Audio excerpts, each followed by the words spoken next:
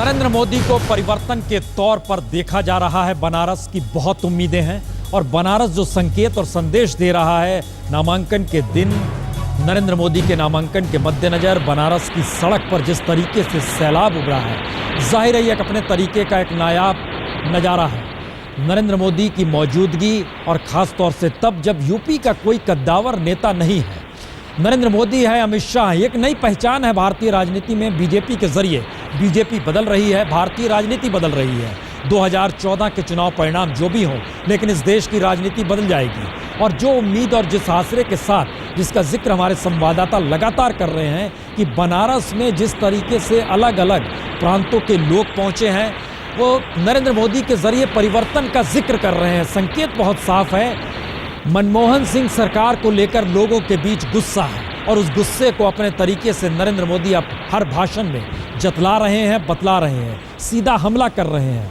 अगर बीते 10 बरस में जो भी कांग्रेस की सत्ता कर रही थी, उस दौर में अगर बीजेपी का रुख देखें तो दिल्ली में बीजेपी के नेताओं की मौजूदगी बतौर बीजेपी के नेता तो थी, विपक्ष के नेता के तौर पर संसद के भीतर भी थी, लेकिन हमले इतने तीखे नहीं होते थे। सुषमा स्वराज हो, अरुण जेटली हो, लाल कृष्ण आडवाणी हो, मुरली मनोहर जोशी हो, वेंकैया नायडू हो, अनंत कुमार हो, लंबी फहरिस्त है जो दिल्ली में बैठकर राजनीति बीजेपी की किया करते थे। लेकिन कभी सीधा हमला इस रूप में नहीं किया गया जिस तलखी और तेवर के साथ नरेंद्र मोदी कांग्रेस पर हमला करते रहे। लोगों के भीतर जो आक्रोश था, उस आक्रोश का नज़ारा पहली बार 2 बरस पहले अन्ना हजारे के आंदोलन में नजर आया था। तब एक बात निकल कर आई थी, इस देश में लोगों को भीतर, संसद के भीतर बनने वाली नीतियां, कार्यप्रणाली, सरकार के तौर तरीके, सबको लेकर आक्रोश है। सवाल खाली यही था, उस आक्रोश को कौन राजनीतिक दल अपने साथ लेकर चल सकता है। बीजेपी असफल हुई उस दौर में और बीजेपी को पाठ पढ़ा रही थी आरएसएस। उज्जैन में सभा हुई, आडवाणी को कहा गया आप किस तरीके की राजनीति कर रहे हैं। जिस महंगाई का जिक्र और भ्रष्टाचार का जिक्र बीजेपी ने कहा, उसमें लोग आपके साथ खड़े नहीं होते हैं। इसलिए जरा महीन तरीके से ध्यान दीजिए तो किस तरीके से नरेंद्र मोदी ने उस पूरे के पूरे आक्रोश को अपने साथ लाकर खड़ा किया है और उनकी अपनी तेवर और तलखी बार बार बीजेपी को उस कटघरे में, कांग्रेस को उस कटघरे में खड़ा करते हैं, मनमोहन सरकार को उस कटघरे में खड़ा करते हैं, जिसके जरिए जनता के भीतर का आक्रोश नरेंद्र मोदी के साथ खड़ा होते चला जाए। इसीलिए वह तबका बनारस का कल तक जो पड़ा रहता था, बतकही और किस्सा गोई में चीज़ें निकल जाती थी। अलग अलग घाटों पर लोग बैठे रहते थे, तंग गलियों के बीच लोग देख चुके थे। मुरली मनोहर जोशी सरी के कद्दावर नेता भी आए, चले गए, बनारस की ओर किसी ने ध्यान नहीं दिया। ऐसे में इतनी बड़ी उम्मीद और आसरे के साथ बनारस की गलियों में अगर लोग निकले हैं तो इसके मतलब क्या है, कितनी बड़ी उम्मीद है, जो हमारे संवाददाता जिक्र कर रहे हैं। अनूप के पास चलेंगे, लेकिन पहले रीमा के पास चलते हैं, चूंकि रीमा लगातार लोगों से घिरी हुई है। रीमा, जरा हमको लगता है एक बात बार बार लोगों के जहन में, इतनी उम्मीद, इतना आसरा लोगों के जहन में है, जो तबका निकला हुआ है, नारे लगा रहा है, खुशी से सराबोर है, मानकर चल रहा है सत्ता में अब आ जाएंगे। क्या वो मानकर चल रहा है कि वाजपेयी सत्ता में आए थे तब जो नहीं हुआ उसके आगे नरेंद्र मोदी देख रहे हैं? वो क्या सोच रहे हैं? देखिए, बिल्कुल प्रभु जी, सुबह हम बात कर रहे थे पप्पू चाय वाले की, और वो चाय वाला या उसके जैसे बहुत सारे चाय वाले, जहाँ पर की ये महफिलें जमती है, एक दूसरे से बातचीत चलती है और बहस केजरीवाल मोदी वर्सेस की नहीं, बल्कि इस बात की होती है कि मोदी कितने मतों से जीत कर आएंगे। तो कोई आंकड़ा कुछ बताता है, कोई उससे ज्यादा आंकड़ा बताता है। दूसरी बहस इस बात को लेकर चलती है कि राजनीतिक फायदे वाराणसी से जीत के नरेंद्र मोदी के लिए कितने रहेंगे, उनको कौन सी सीट अपने पास रखनी चाहिए अगर उन्हें लाल किले से व्यक्ति प्राचीर से झंडा फहराना है। ये सब चर्चाएं हैं जो बनारस की जनता कर रही है। लेकिन जब उनसे पूछा जाता है कि मुरली मनोहर जोशी के ऊपर आप इल्जाम लगाते हैं कि 5 साल तक वो तो पीछे मुड़कर यहाँ आए नहीं, तो फिर मोदी से क्या अपेक्षा है कि अगर वो दिल्ली की गद्दी पर बैठ जाते हैं तो क्या वो मनोहर जोशी के बारे में सोचेंगे? तो लोगों को लगता है कि बिल्कुल सोचेंगे, क्योंकि अगर वो देश के प्रधानमंत्री बने और बनारस की वजह से वो बनेंगे, उत्तर प्रदेश की वजह से बनेंगे, तो जरूर विकास होगा। ये सोच यहाँ की जनता की, और इस वक्त भी जो कार्यकर्ता जो यहाँ पर सड़कों पर मौजूद है, जैसा कि अनूप ने बताया, ये सब वही लोग हैं जो नुक्कड़ सभाओं में भी भाग लेते हैं और इसके अलावा पप्पू चाय वाला पर डिस्कशन करते हैं और आज नरेंद्र मोदी के साथ यहाँ पर भी खड़े हुए दिखाई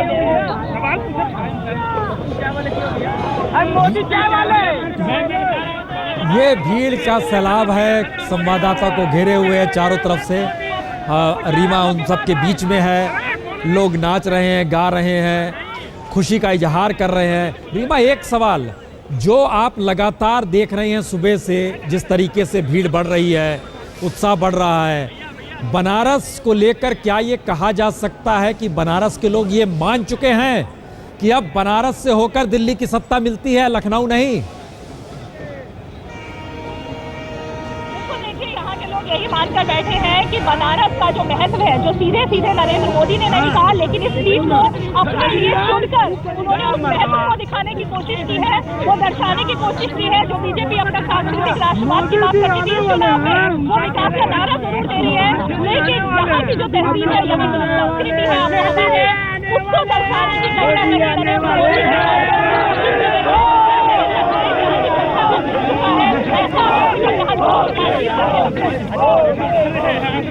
जी, सिर्फ नाम ही काफ़ी है। नरेंद्र मोदी का जिक्र आते ही नरेंद्र मोदी, ये लगातार हम दिखा रहे हैं आपको स्क्रीन पे जो रोड शो आगे बढ़ रहा है, और ये रोड शो मिंट चौक पर जाके खत्म होगा। अनूप, क्या मिंट चौक पे संबोधित भी करेंगे नरेंद्र मोदी?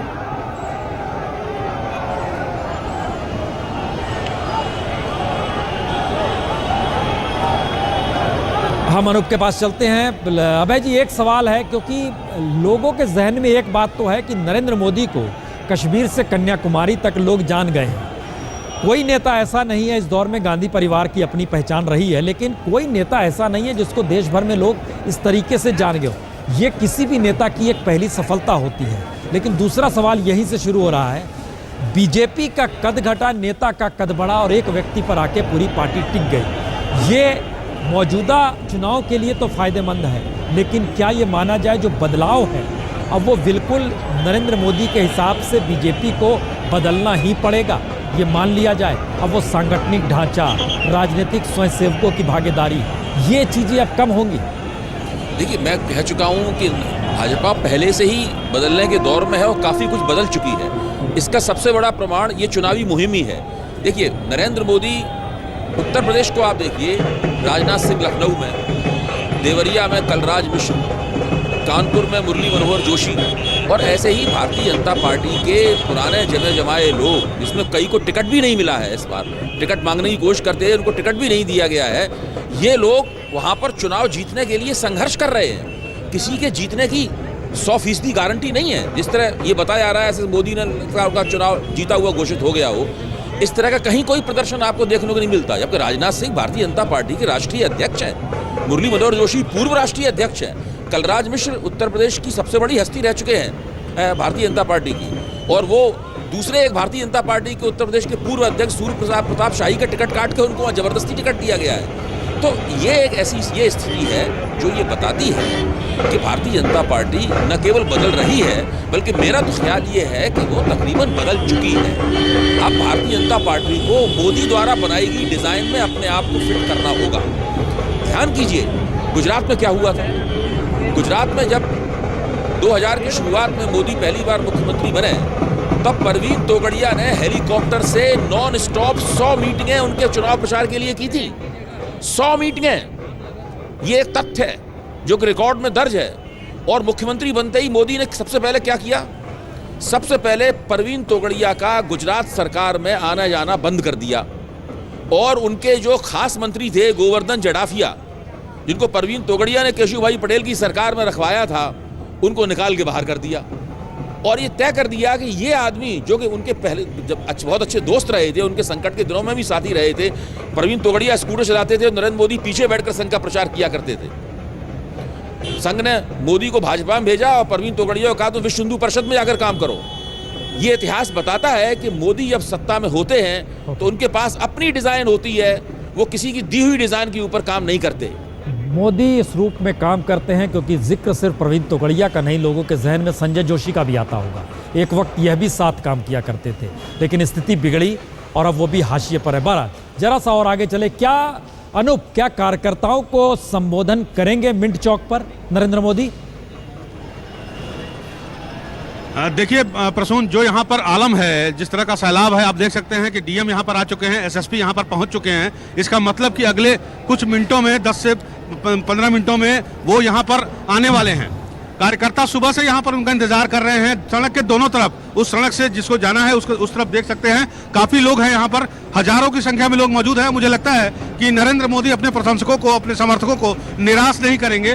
2 शब्द ही बोलेंगे, लेकिन बोलेंगे अवश्य। और यहाँ से फिर 3 गाड़ी उनका जो काफिला है वो कचहरी तक जाएगा, और कचहरी का जो पहला पॉइंट है वहां पर रोक दिया जाएगा सबको, और केवल 3 गाड़ियों को अंदर जाने की इजाजत होगी। जहां पर हमारी रिपोर्टर श्वेता खड़ी है, उस पॉइंट से नरेंद्र मोदी उतरकर पैदल जाएंगे नामांकन करने के लिए। पूरी प्रक्रिया में मुझे लगता है प्रसून अभी 1 घंटा और लगेगा कम से कम।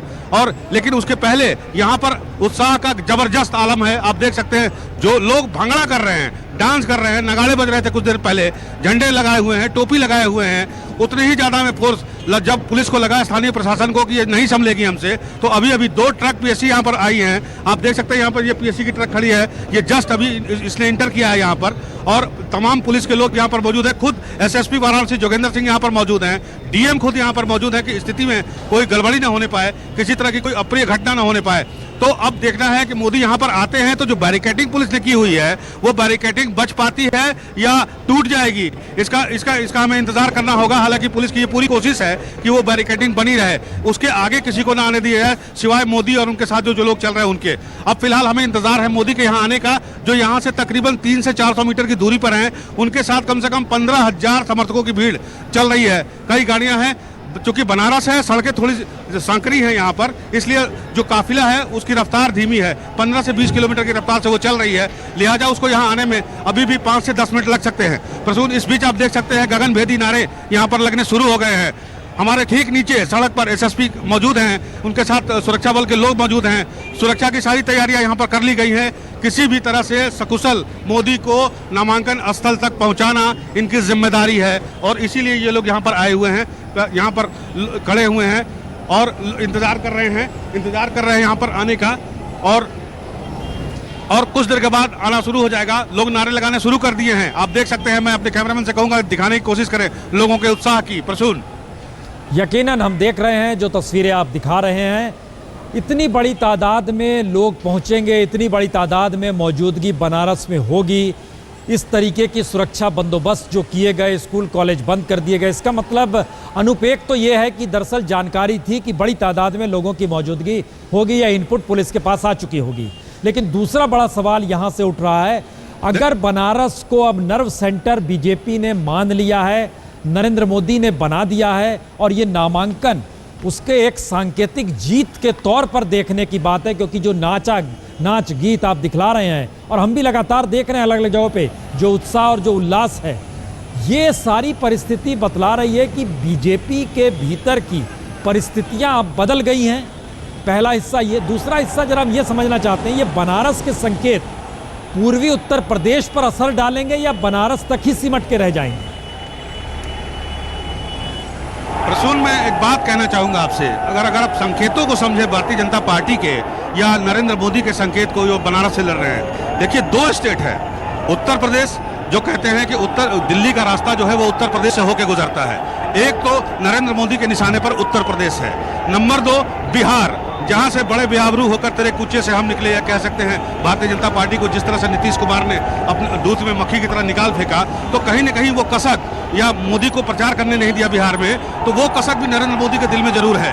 तो बनारस आप एक तरह से कह सकते हैं कि सेंटर है ये, उत्तर प्रदेश का भी, पूर्वी उत्तर प्रदेश का भी और बिहार का भी। वो सारा इलाका बिहार का, आप चाहे सासाराम कर ले, भभुआ कर ले, बक्सर कर ले, आरा कर ले, और इवन पटना तक के लोग यहाँ पर पढ़ाई करने आते हैं बीएचयू की वजह से। और तो ये 2 स्टेट निगाह है, और बनारस इसका सेंटर है। जो मुझे लगता है नरेंद्र मोदी और भारतीय जनता पार्टी की जो अगली रणनीति है वो 2017 में चुनाव होने वाले हैं, उत्तर प्रदेश उस पर निगाह है बनारस को रखते हुए, और साथ ही साथ बिहार पे भी जहां अगले साल चुनाव होने वाले हैं उस पर भी नजर होगी। तो ये एक संकेत देने की कोशिश है उत्तर प्रदेश के लोगों को और बिहार के लोगों को कि देखो मोदी यहाँ पर आ रहे हैं, मोदी यहाँ पर ये करेंगे और मोदी यहाँ पर ये कर रहे हैं, लिहाजा तुम्हारा भविष्य जो है वो मोदी के साथ है। तो मुझे जो लगता है कि बनारस की वानगी है ये, मोदी के जो इरादे हैं, मोदी के जो संकेत हैं, वो ये वानगी है। और शोर अनूप एक सवाल देखिए, अनूप एक चीज समझिए कि उत्तर प्रदेश में बहुत हाल में 2 साल पहले सत्ता परिवर्तन हुआ, बड़ी आशा और बड़ी उम्मीद थी, लेकिन वैसा कुछ भी नहीं हो पाया। अब ये सवाल है कि बीजेपी की सरकार ने नारा जो हम देख रहे हैं ट्रक पर भी लिखा हुआ है, उसमें अब की बार मोदी सरकार और अच्छे दिन आने वाले हैं, ये 2 नारे उस पोस्टर में लिखे हुए हैं जिस पर नरेंद्र मोदी सवार होकर चल रहे हैं। क्या ये माना जाए कि ये राज्य सरकार को लेकर भी जो उत्तर प्रदेश की जनता के में आक्रोश है वह भी इस लोकसभा चुनाव में नजर आने लगेगा? इसलिए हम बार बार सवाल कर रहे थे कि क्या समीकरण टूटेंगे या नहीं, जातीय समीकरण नहीं टूटेंगे? थोड़ा सा पीछे जाइए प्रसून जी। अगर आप बिहार के इस चुनाव को लीजिए, चुनाव परिणाम को लीजिए, इसमें नीतीश कुमार 2/3 बहुमत से सत्ता में आए। हम मान सकते हैं कि अब से कुछ साल पहले तक बिहार में जिस तरह से जातिगत समीकरण बनते थे या जिस तरह से जातिगत लड़ाइयां होती थी, संभवतः उत्तर प्रदेश में भी नहीं होती थी, लेकिन वो सारे समीकरण टूट गए बिहार में, सिर्फ विकास के नाम पर या कथित विकास के नाम पर, जो भी कहा जाए। तो कुछ मुझे जो लग रहा है, जो जिस तरह से मैं घूमा हूं यहाँ पर, तो मुझे लग रहा है कि लोगों की नजरें भी अब इसी उम्मीद को लेकर मोदी की तरफ है कि उत्तर प्रदेश में भी विकास होगा, पहली बात। दूसरी बात कि जिस उम्मीद से उन्होंने समाजवादी पार्टी को वोट देकर सत्ता दी और उनको काम करने को कहा, वो उम्मीदें संभवतः जनता की पूरी नहीं हुई है अब तक उत्तर प्रदेश में। 2.25 साल से ऊपर का समय हो चुका है अखिलेश सरकार को चलते हुए, लेकिन वो कहीं दिखाई नहीं दी।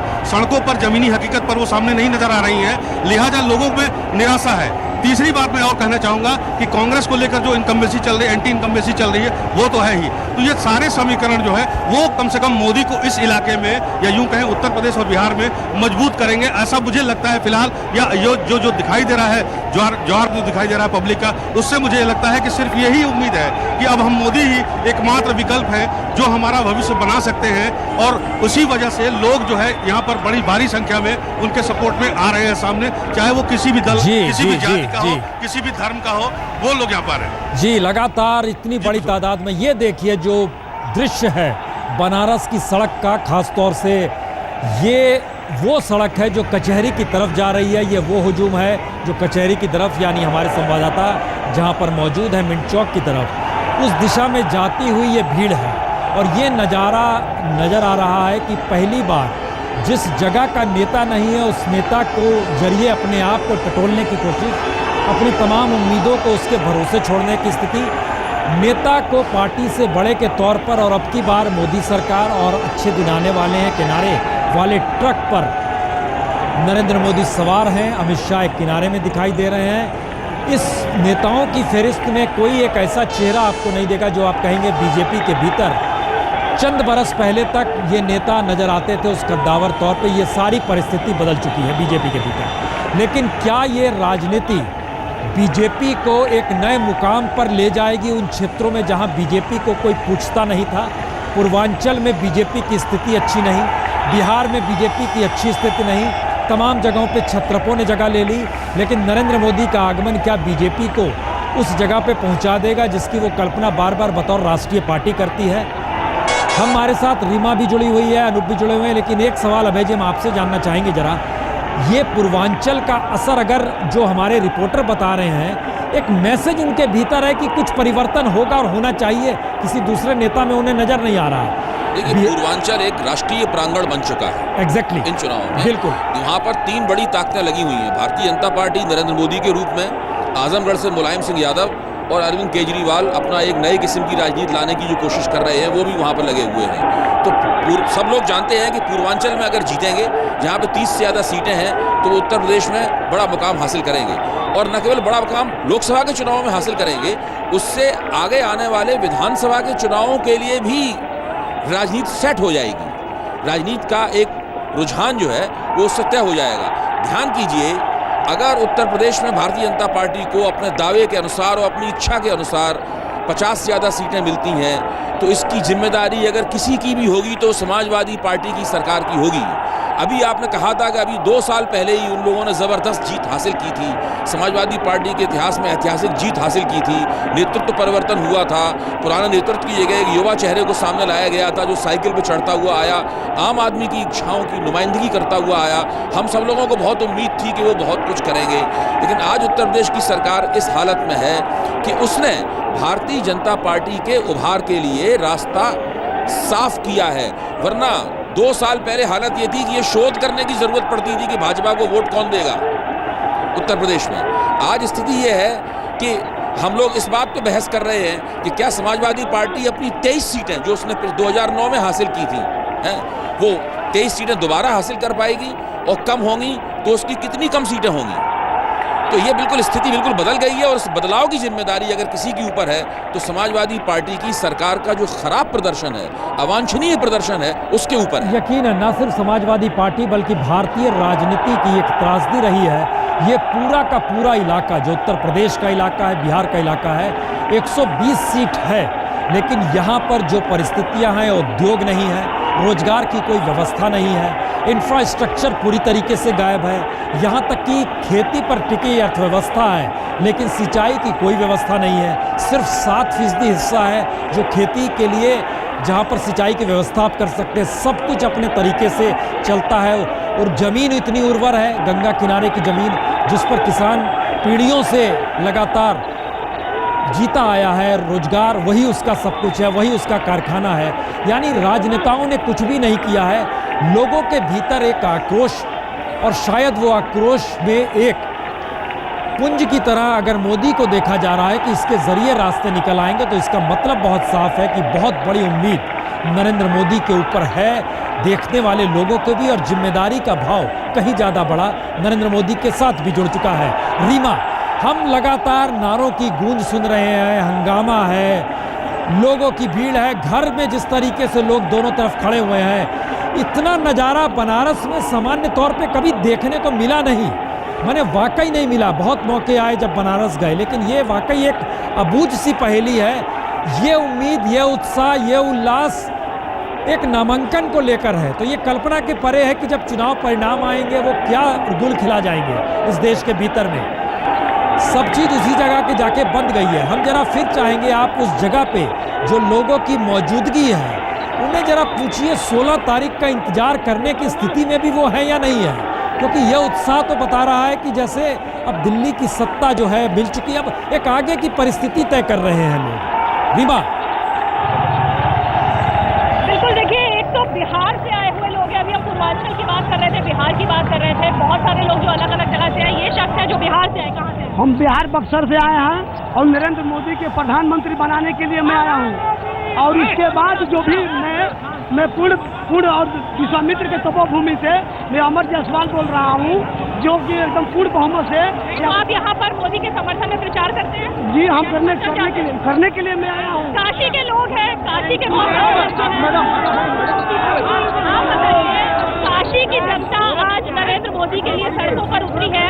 अभी वोटिंग हुई नहीं है और उसके अलावा रिजल्ट आए नहीं। आप लोगों ने इंतजार नहीं करना है, आप जीते हुए जीत के मान गए मोदी जीत गया है, पूरा बहुमत के साथ बनेंगे। नरेंद्र मोदी 5 लाख वोटों से जीत रहे हैं, और उसमें कोई संशय नहीं है, और उनके टक्कर में कोई भी नहीं है, न तो उनके विरोधी है। सब लोग हवा में उड़ जाएंगे। जो है सिर्फ नरेंद्र भाई मोदी का जीत है, नरेंद्र भाई मोदी जीत रहे हैं, हवाबाजी कर रहे हैं, और ये हवा में उड़ जाएंगे। नहीं, ये बताइए, एक सवाल ये है कि काशी में हमने कभी ऐसा हुजूम नहीं देखा कि सड़कों पे लोग उतरे हो, जनता घर से निकल कर आई हो सिर्फ नामांकन के लिए। तो क्या वजह है?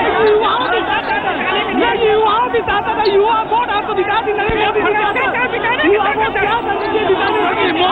मोदी हम फटाई दूर करेंगे, मोदी दूर करेंगे, यही बात है। और किसी को ये नहीं पता है कि क्या क्या विकास के नारे दिए जा रहे हैं या क्या विकास चाहिए, लेकिन सिर्फ उम्मीद है कि मोदी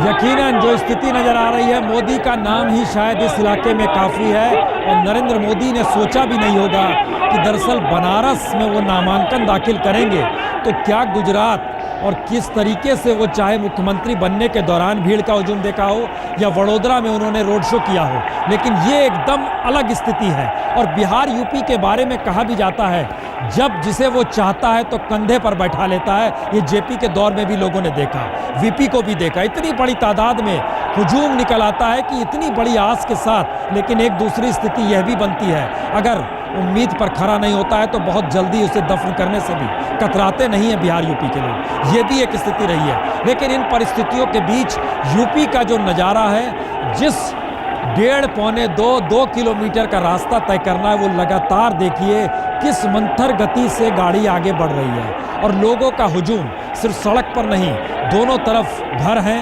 कतारों में लोग खड़े हुए हैं, छतों पर, बालकोनी में, हर जगह लोगों की मौजूदगी है। और ये कल्पना नरेंद्र मोदी ने की नहीं होगी, ये पहले तरह का सुकून उन्हें महसूस हो रहा होगा कि दरअसल गुजरात के बाहर का जीवन गुजरात से कहीं ज़्यादा उल्लास और उत्साह वाला है, जो उन्हें कंधे पर बैठा कर ले जाएगा अगर भरोसा जाग गया तो।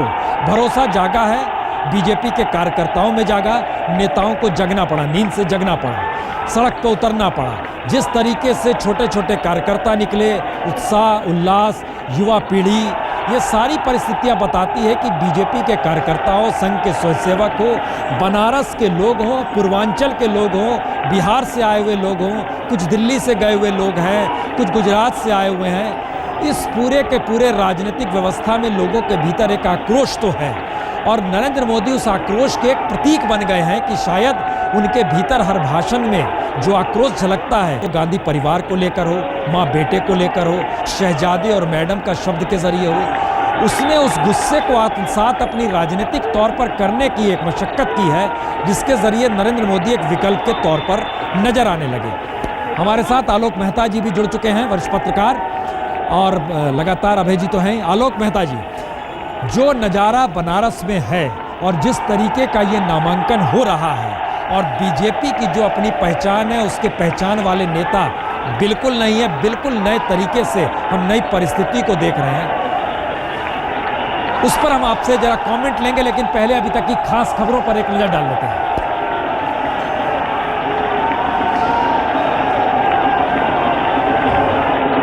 बनारस की गलियों में केसरिया रंग पटा पड़ा है, जन सैलाब उमड़ा हुआ है। सिर्फ सड़क पर नहीं, जहां से भी रोड शो निकल रहा है, नरेंद्र मोदी की मौजूदगी है। सड़क के दोनों ओर घरों में लोग खड़े हुए हैं, हाथ हिला रहे हैं नरेंद्र मोदी। 1.5 किलोमीटर 2 किलोमीटर का रास्ता तय बहुत मंथर गति से हो रहा है। इतनी बड़ी तादाद में लोगों का हुजूम उमड़ेगा, नरेंद्र मोदी ने भी नहीं सोचा होगा। बीजेपी के भीतर एक नए तरीके का संचार हो रहा होगा जीत का, उन्हें ये संकेत मिल रहे होंगे, शायद पूरे पूर्वांचल की तस्वीर बदलेगी। बिहार सटा हुआ है बिल्कुल, उसके स्थिति भी बदलेगी। विकास का जो जिक्र नरेंद्र मोदी कर रहे हैं और जो उम्मीद लोगों के भीतर है, उसमें सिर्फ एक ही नाम है, मोदी। नारे के तौर पर बीजेपी के पास भी एक ही नारा है, अब की बार मोदी सरकार। अच्छे दिन आने वाले हैं, जिक्र किया हुआ पोस्टर नरेंद्र मोदी के उस गाड़ी पर लगा हुआ है, जिसमें से ये पूरा का पूरा रोड शो किया जा रहा है।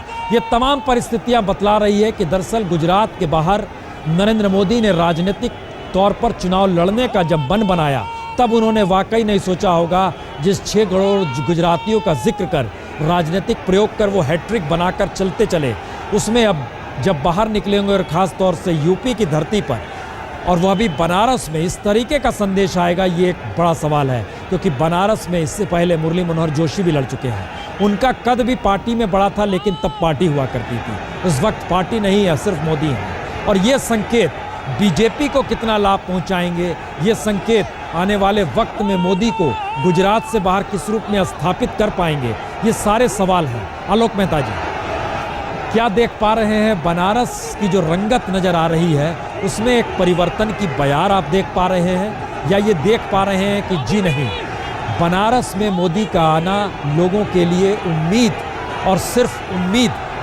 को ही कहीं ना कहीं सड़क पर ले आया है कि हमें आपसे उम्मीद है, बड़ा निराशा। देखिए प्रसून, मुझे लगता है कि एक तरह से बनारस के लोग भी भावुक भी हैं। आप तो जानते हैं उत्तर भारत में इसका पूरा पूर्वांचल पर इसका असर है, मुझे जो लगता है। और आप अभी कह रहे थे कि नरेंद्र मोदी ने उम्मीद नहीं की, नहीं, मैं सब मानता हूँ कि नरेंद्र मोदी चाहते भी थे कि ऐसा ही माहौल बने, और इसीलिए उनका जो भी रोड मैप है, वो चाहे हो सकता है आज तक को कब इंटरव्यू देना वो भी उनके रोड मैप के तहत होगा, इसलिए ये भीड़ भी उनके रोड मैप के तहत है। उन्होंने जैसे जब प्लानिंग किया होगा उनका अपना, और दूसरा आरएसएस को क्रेडिट देना मत भूलिए। प्रसून जी, आप तो नागपुर में रहे हैं, इसमें राष्ट्रीय स्वयंसेवक संघ ने हर कॉन्स्टिट्यूंसी के लिए और 10-10 हर बूथ के लिए जो इंतजाम किया है, यदि अभी से उसका एक तरह से रिहर्सल भी है और पब्लिक में माहौल बनता है। मैं ये मानता हूँ कि उत्सव की तरह इसे बनाने से लोकतंत्र की तरह, यदि बीजेपी को छोड़ भी दें तो मुझे लगता है कि एक उत्सव की तरह से यदि इस तरह के माहौल को बनाया जाता है। सवाल इसलिए बड़ा ये हो चला है क्योंकि मशक्कत संघ ने की है, पहले भी की है, क्योंकि ये जो उल्लास जो नजर आ रहा है, हमें अयोध्या के दौर की स्थिति आ रही है। क्या जुनून था उस समय लोगों में। आज देखिए सवाल है कि आप काम तो कर सकते हैं लोगों को सक्रिय करने के लिए, लेकिन जो बॉडी लैंग्वेज है वो देखिए, वो गजब का उत्साह है, नाच हो रहा है, गीत हो रहा है, नारे लग रहे हैं। जहां माइक हमारा ऑन होता है हमारे संवाददाता के पास, नारे लगने लगते हैं मोदी मोदी मोदी। ये परिस्थितियां क्या बता रही हैं? वही है, इसलिए जो आपने सही कहा कि जुनून यदि नहीं पैदा होगा तो न उतने बड़े पैमाने पर वोटिंग होगी, न ही उतनी बड़े पैमाने पर जो विजय वो चाहते हैं कि ज़्यादा से ज़्यादा सीटें उत्तर प्रदेश में, यदि उनका टारगेट 50 है तो हमारे जैसे पत्रकार जो कहते हैं नहीं कम हो सकता है, वो कोशिश कर रहे हैं कि 50 को भी क्रॉस करके वो जितना ज़्यादा ला सके। इसके लिए इस तरह का जुनून है और पब्लिक में भी ये बात सही आप कह रहे हैं कि लोगों में एक तरह से नए तरह का उत्साह उमड़ने लगा है मोदी के लिए। उसको लहर इसलिए नहीं कह सकते कि दक्षिण भारत में आपको शायद ऐसा भीड़ उनके लिए नहीं दिखेगी, लेकिन उत्तर भारत में और खास करके उत्तर प्रदेश में जो जहां चुनाव बाकी हैं वहां ये माहौल दिखने का लाभ भारतीय जनता पार्टी लेगी और मोदी भी उसका लेने की कोशिश ही कर रहे हैं। स्थानीय नेताओं की मौजूदगी है। अब जरा सोचिए, अमित शाह हैं साथ में, स्थानीय नेता हैं जो बनारस के हैं, जो पूर्वांचल से चुनाव लड़ रहे हैं, एक कैंडिडेट वह भी नजर आ रहा है। लेकिन सवाल खाली सिर्फ इतना है कि बीजेपी बदलना नहीं बल्कि बीजेपी को एक नायक मिल गया है, या ये माना जाए कि जो तबका निराश था, जो तबका हताश था, जिसके भीतर सवाल थे, राजनीति से मोहभंग हो रहा था, राजनेताओं को भ्रष्ट मान रहा था, लूट का केंद्र सत्ता प्रतीक के तौर पर बन रही थी, संसद की बहस को लेकर एक निराशा थी, इन सारे प्रतीकों की उम्मीद में नरेंद्र मोदी आकर खड़े हो गए हैं क्या? अभय जी, आप लगातार जिस बात का जिक्र कर रहे हैं वो एक संकेत दे रहा है कि देखिए ये सिर्फ एक बनारस का सिमटा हुआ क्षेत्र है, लेकिन हम इससे सिर्फ इसलिए जोड़ रहे हैं क्योंकि बनारस और जो लोग वहाँ पर पहुँचे हैं अगल बगल से भी राजनीतिक तौर पर बचपन से ककारा पढ़ लेते हैं, राजनीति क्या होती है, किस तरह से समीकरण होता है। क्या वो इन चीज़ों को समझ रहा है या उन चीज़ों से निराश हो गया था जो अभी तक उसने ककारा पढ़ा है? वो क्या सोच रहा है? देखिए, मैं पहले ही कह चुका हूँ, ये चुनाव प्रतिमान मूलक परिवर्तन के चुनाव होंगे। जो जैसा इस चुनाव के बाद में भारत में राजनीति करने के तौर तरीके अब देखिए ना, वो हनुमान बन के आया है, वो पुलिस वाले रोक रहे हैं, वो हनुमान बन के आया। ये चिन्ह आपको कब नजर आता था? याद कीजिए, जब रथ यात्रा निकल रही थी अडवाणी जी की, उस समय कोई राम बन के आता था, कोई सीता के वेश में, कोई हनुमान। ये नजर आ रहा है, ये भी नजर आ रहा है। देखिए, रथ यात्रा जो थी उसके अंदर आमतौर पर उसकी राजनीति पर धर्म काफ़ी हावी था, लेकिन ये जो हजूम आप देख रहे हैं ये बेसिकली एक बुनियादी तौर पर एक मीडियाटाइज्ड और काफ़ी राजनीतिकृत किस्म का हजूम है, जो कि शुरू हुआ था इस तरह की राजनीति की शुरुआत हुई थी नकारात्मकता से कि हमें कांग्रेस की सरकार हटानी है, जो मुझे लगता है धीरे धीरे कर उसके विकल्प की तरफ बढ़ने वाली कांग्रेस की सरकार के स्थानापन्न, विकल्प में नहीं कहूंगा, स्थानापन्न की तरफ बढ़ने वाली। नहीं अभय जी, देखिए वो रेल लाइन पे लोग खड़े हुए हैं, ट्रेन गुजर रही थी, इससे पहले हमने देखा था। देखिए ऊपर वो पुल है, ये देखिए ट्रेन आ गई, लोग खड़े हुए हैं, हट जा रहे हैं। उसके बाद देखिए ऊपर भीड़, नीचे भीड़, लोगों का जो भी कहिए आप, उत्साह कहिए, उल्लास कहिए, जुनून कहिए, जो कहिए, मेहनत कहिए, स्पॉन्सरशिप कर दिया जाए इसको, लेकिन जो भी कहिए, लेकिन ये स्थिति बतला रही है कि हम इसको दूसरे रूप में देखना समझना जरा सा चाह रहे हैं। लोगों में निराशा थी इस पॉलिटिक्स को लेकर। सिनेमा देखने के लिए भीड़ आ जाए, हीरो को देखने के लिए आ जाए, नेता को देखने के लिए आएगी। अन्ना हजारे नेता नहीं थे, भीड़ आई थी।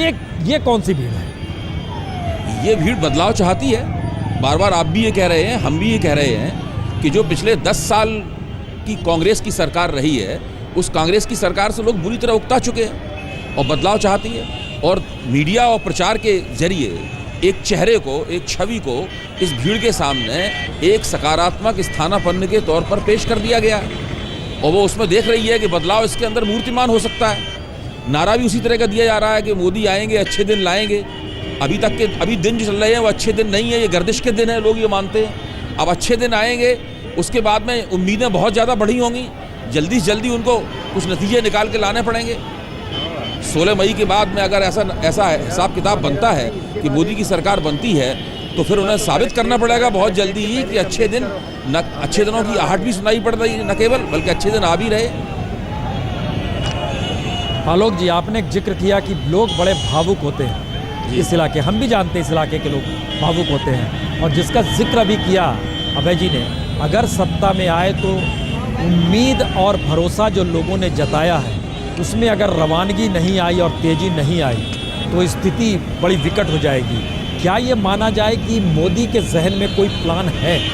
वो समझ रहे हैं इस देश के इस मिजाज को। ये गुजरात नहीं है जहाँ पर कैपिटा इनकम इतनी है कि पेट भरा रहे। यहाँ स्थिति मुफलिसी में है, यहाँ कोई इकोनॉमी नहीं है, फेल्योर है। ये सचमुच में ज़्यादा बड़ी चुनौती है और इसीलिए मोदी समझ भी रहे हैं। लेकिन मैं साथ में एक जोड़ूंगा, अभय जी ने जो कहा कि केवल लोगों की उम्मीद नहीं, देखिए इसको आप मत भूलिए। अयोध्या का जिक्र आपने किया, अयोध्या काशी मथुरा ये नारा रहा है और अयोध्या की रथ यात्रा के समय नरेंद्र मोदी जी आडवाणी जी के साथ थे। इसलिए इस यात्रा के समय में भी चाहे वो अपनी विजय यात्रा निकालना चाहते हो, वो एक जो बीच में लाइन आई है कि हिंदुत्व की लाइन भी, वो भी एक असर सामने दिखाई दे रहा है। प्रसून जी, मैं मानता हूँ कि वहाँ पर काशी थोड़ा धार्मिक नगरी भी है। भावुक होने के साथ साथ लोगों को लगता है कि एक उनका एक ऐसा नेता जिसका चेहरा, जिसके लिए कुछ पार्टी, चाहे विश्व हिंदू परिषद के तोगड़िया हों या दूसरे लोग हों, जो उसको हिंदुत्व का मुद्दा भी साथ साथ चला रहे हैं। और धर्माचार्यों का आप देखिए, आप तो केजरीवाल जी गए, वो धर्माचार्यों से भी हाथ जोड़ रहे हैं, महंत के घर पे ठहर रहे हैं। तो उस धर्म की नगरी में उम्मीद, देखिए आशा लेके मंदिर में जाता है, चाहे कुछ न मिले, वो प्रसाद भी चढ़ाता है और बाद में चाहे उसकी कामना पूरी न हो, लेकिन उम्मीद करता है कि अगली बार फिर हो जाएगा। तो मोदी पर उम्मीद भी है और धर्म की आस्था भी है। दो तीन चीज़ें बनारस को देख के समझनी पड़ेंगी। गलियां सक्रिय हैं, शहर में जितनी बड़ी तादाद में लोग रहते हैं उनकी जो रिहाइश है, उस लिहाज से सड़कें पर लोग हमेशा नज़र आते हैं, सड़कों पर लोगों की मौजूदगी हमेशा रहती है। लेकिन सवाल उसके सिर्फ आगे का इतना है कि इतनी बड़ी तादाद में लोगों की मौजूदगी अगर है, लोग आए हैं सड़क पे, तो इसके साथ साथ उनकी राजनीतिक तौर पर उन नारों को भी सुनना होगा और उनके उस गीत और उत्साह को भी झांकना और समझना होगा। लेकिन इसके साथ ही संघ परिवार का एक जिक्र जो चल निकला, उसमें यह भी हमने देखा कि विश्व हिंदू महासंघ का बैनर लिए भी वहाँ पर लोगों की मौजूदगी जो थी, जो उनके रोड शो में सबसे आगे चल रहे थे। ये सारी परिस्थितियाँ बतलाती है कि दरअसल नरेंद्र मोदी को बीजेपी के भीतर खुले तौर पर रखा गया है, उनकी हर बात को इम्प्लीमेंट किया जा रहा है। दूसरी बात, संघ परिवार उनके हर निर्णय के पीछे खड़ा है। संघ परिवार का मतलब आरएसएस और उससे जुड़े हुए वो तमाम संगठन जिनकी एक अपनी महत्ता अपने अपने क्षेत्रों में है। लेकिन इस बार हर किसी को लगाया गया है कि राजनीतिक तौर पर आप सक्रिय होइए। बूथ लेवल तक पर किस तरीके से मौजूदगी स्वयंसेवक की होगी और स्वयंसेवक घर से वोटरों को कैसे निकालेंगे, इस दिशा में भी ध्यान दिया गया है। और इतना ही नहीं, जिस भी रैली को नरेंद्र मोदी जहां पर भी जा रहे हैं, उसकी व्यवस्था और किसी दूसरे की रैली की व्यवस्था, दूसरे नेता की रैली की व्यवस्था से मतलब ये है कि चाहे वो आडवाणी की रैली हो, चाहे सुषमा स्वराज की रैली हो, चाहे मुरली मनोहर जोशी की रैली हो, एक अंतर आपको नजर आएगा। इसका मतलब ये है कि नरेंद्र मोदी के हर फंक्शन को जिस रूप में ऑर्गेनाइज किया जा रहा है या ऑर्गेनाइज करने वाले लोग हैं, वो बीजेपी से इतर एक अलग दृष्टि से ऑर्गेनाइज कर रहे हैं। वो जो एक है, वो नज़रिया नरेंद्र मोदी को धीरे धीरे बीजेपी से कहीं बड़ा बना चुका है। और ये प्रक्रिया जो है, क्या इस देश की नसों में एक नई परिस्थिति आ गई है जिसमें नारे लगें, जिसमें अपने तरीके से समूह में जमा हो, प्रचार प्रसार हो और ये परिवर्तन की दिशा में ले जाए। और जिसका जिक्र बार बार होता था कि जाति को भूल नहीं सकता है भारतीय समाज, और आज से नहीं, जब गैर कांग्रेसवाद का नारा था उस समय से लोहिया से लेकर अभी तक की स्थिति में आ जाइए, क्या वो समीकरण भी टूटेंगे? और मुद्दा जब जब इस देश में बड़ा हुआ है, 3 मौके ऐसे आए जब मुद्दा बड़ा हुआ तो सारी हदें टूट गई। अभय जी, क्या इस मौके पर देश खड़ा है जहां पर मनमोहन सरकार हो या लोगों के भीतर का आक्रोश हो, अचानक मुद्दा इतना बड़ा हो गया है कि देश को उस मुद्दे के इर्द गिर्द लाकर खड़ा कर रहा है और उस मुद्दे के केंद्र में मोदी हैं? ये वाकई इसका एसिड टेस्ट है ये चुनाव? देखिए, ये सब बातें तो ठीक हैं, लेकिन मैं भारतीय जनता पार्टी की इस थियरी का समर्थक नहीं हूँ कि इस चुनाव में जातिगत सीमाएं टूट जाएंगी, समुदायगत सीमाएं टूट जाएंगी, धार्मिक गोलबंदी की सीमाएं टूट जाएंगी। ये सब नहीं होगा। मैं इस थियरी का समर्थक नहीं हूँ। मैं इस थियरी का समर्थक भी नहीं हूँ कि क्षेत्रीय ताकतों का कोई महत्व नहीं रह जाएगा। आज तो शायद किसी नेता ने, किसी कांग्रेस के नेता ने ये अपील की है कि चुनाव आयोग को चाहिए कि क्षेत्रीय ताकतों पर चुनाव लड़ने के लिए प्रतिबंध लगा दे। पृथ्वीराज चौहान ने ये अब कहा है। तो ये जो राष्ट्रीय पार्टियों की ये जो कल्पना है, चाहे वो कांग्रेस की कल्पना हो, चाहे भारतीय जनता पार्टी की कल्पना हो कि क्षेत्रीय ताकतें एक दिन समाप्त हो जाएंगी और हम दोनों इस देश के ऊपर, हम दोनों अदल बारी बारी से इस देश के ऊपर हुकूमत करते रहेंगे, तो ये एक आश्चर्यजनक कल्पना है जिसका पूरा होना संभव नहीं है। अभी देखिए, हम लोग मोदी के नामांकन के ऊपर चर्चा कर रहे हैं। आज पूरे तमिलनाडु में चुनाव हो रहा है और उस पूरे तमिलनाडु में, देश में, दिल्ली में सत्ता की दावेदार जो प्रमुख राष्ट्रीय पार्टियां हैं, हम जानते हैं कि तमिलनाडु में उनकी क्या हैसियत है। आपको ध्यान करना होगा, याद करना होगा कि 2004 में केवल तमिलनाडु में भारतीय जनता पार्टी के सहयोगी दल पराजित हो गया था, कांग्रेस का सहयोगी दल जीत गया था। इसकी वजह से दिल्ली में सत्ता बदल गई थी और 10 साल तक भारतीय जनता पार्टी को उसी की वजह से विपक्ष में बैठना पड़ा। इस बात को हमें नहीं भूलना चाहिए। इतने कलरफुल हो गए हैं इस दौर में, ना सिर्फ राजनेता के तौर पर, एक नायक के तौर पर भी नजर आते हैं। जी, राजनीति के नए मोदी, डॉन ना कहा जाए, लेकिन उस गीत को फिल्माने की कोशिश के जरिए जो भी हो, आप जो भी समझे, लेकिन गुजरात से निकलकर बनारस की जमी पर जिस तरीके का हुजूम उमड़ा है। अनूप, आप उस जगह पे मौजूद हैं जहां पहुंचने वाले हैं नरेंद्र मोदी। क्या उस जगह पर अब व्यवस्था क्या है, एक तो ये दिखाइए। दूसरा एक सवाल, जितनी बड़ी तादाद में लोग वहां पर पहुंचे हैं, सुरक्षा बंदोबस्त वहां पर अगर संबोधन होता है तो किस रूप में है? और तीसरा सवाल, क्या ये सारे लोग सिर्फ यूपी बिहार से जुटे हुए हैं या बाहर से भी आए हैं? किस तरह से लोग हैं यहां पर?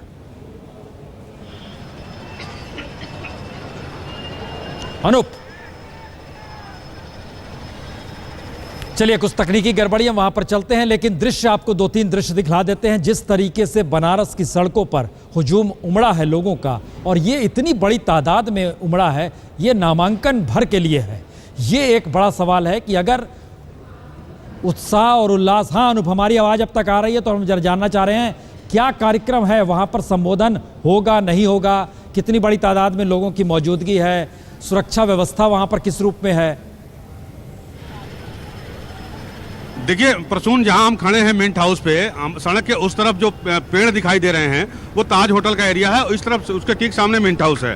सामने ठीक हमारे बैरिकेडिंग लगी हुई है और यहाँ से 20 मीटर की दूरी पर विवेकानंद जी की मूर्ति है, जहाँ वो आएंगे और माल्यार्पण करेंगे। और मुझे जो लगता है, अभी जो हमारे पास अभी तक जो सूचना है उसके मुताबिक 2 शब्द ही वो बात करेंगे, लेकिन वो करेंगे क्योंकि यहाँ पर पुलिस का बड़ा तगड़ा बंदोबस्त है। इस चेक पॉइंट पर सबसे ज़्यादा पुलिस का इंतजाम है और जहाँ तक मोदी की सुरक्षा का इंतजाम है वो तकरीबन 5 चरणों में है, और जो सबसे इनर कॉर्डन है वो गुजरात पुलिस ने अपने जिम्मे ले रखा है। तो मोदी यहाँ पर पहुँचने वाले हैं, पहुंचने के बाद यहाँ लोगों को संबोधित करेंगे और उस पूरे रास्ते पर, ये जो 500 मीटर का स्ट्रेच है, इस पूरे रास्ते पर बीच में जो डिवाइडर है उस पर लोग लदे हुए हैं। तो कुल मिलाकर मेरा जो अंदाजा है, कम से कम 5000 लोगों की भीड़ यहाँ पर है और कम से कम 25 से 30 हजार लोग जो है उनके काफिले में के साथ चल रहे हैं। तो मुझे जो लगता है कि यहाँ से कचहरी पहुँचते पहुँचते ये संख्या 40-50 हजार तक हो सकती है। खुद पुलिस का जो अनुमान है, मेरी सुबह आज सिटी एसपी से बात हुई थी, उनका कहना था कि उनका जो पुलिस का प्रशासन का आकलन था वो तकरीबन 25 हजार की भीड़ का आकलन कर रहे थे। लेकिन जैसे जैसे दिन बीत रहा है और जिस तरह से मोदी को यहाँ आने में देरी हुई है तो लोगों की भीड़ बढ़ती गई और अब ये संख्या और बढ़ गई है। उसी हिसाब से पुलिस को यहाँ पर इंतजाम भी करने पड़े हैं। एक बार फिर यहाँ पर एसएसपी यहाँ आ चुके हैं और यहाँ पर पीएससी की दो प्लाटून यहाँ पर दो कंपनी यहाँ पर पीएससी लगाई गई है, एक कंपनी पीएससी यहाँ पर, इसके अलावा रैपिड एक्शन फोर्स भी यहाँ पर लगाया गया है। तो इस तरह से सुरक्षा के बड़े जबरदस्त इंतजाम यहाँ पर हैं कि कोई गड़बड़ी ना हो। लेकिन भीड़ को देखते हुए ऐसा लगता है कि भीड़ को काबू कर पाएगी पुलिस या नहीं, ये देखने वाली बात होगी। जितने भी थाने के पुलिस है, आदमपुर है, सिगरा है, आपका कैंट है और इसके अलावा बेलीपुर है, सारे एसओज यहाँ पर है। यहाँ से लेकर कचहरी के बीच में सारे एसओज को तैनाती दी गई है, 19 एसओज को यहाँ पर लगाया गया है। इसके अलावा जौनपुर, गाजीपुर, जरा सा आपको रोक रहे हैं इस बीच। मनमोहन सिंह कुछ नरेंद्र मोदी पे असम में कह रहे हैं।